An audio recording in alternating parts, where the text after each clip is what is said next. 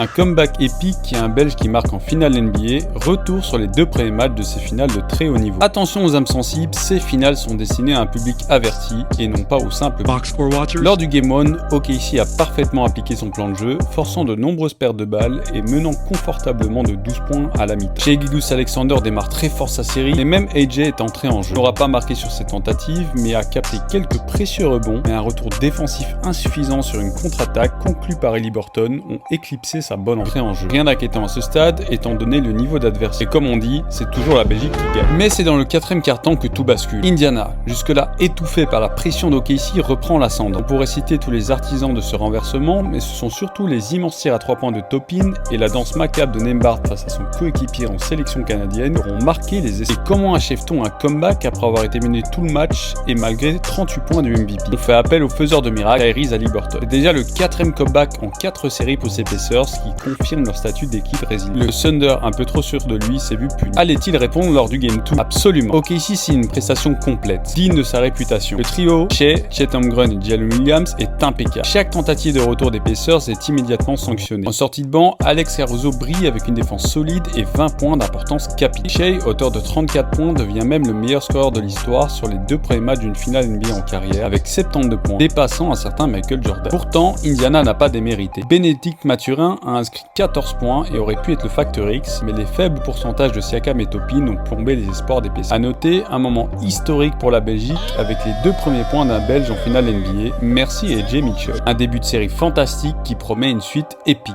Mais Indiana peut-il encore surprendre un Thunder à ce niveau-là? Réponse au Game 3 à Indianapolis.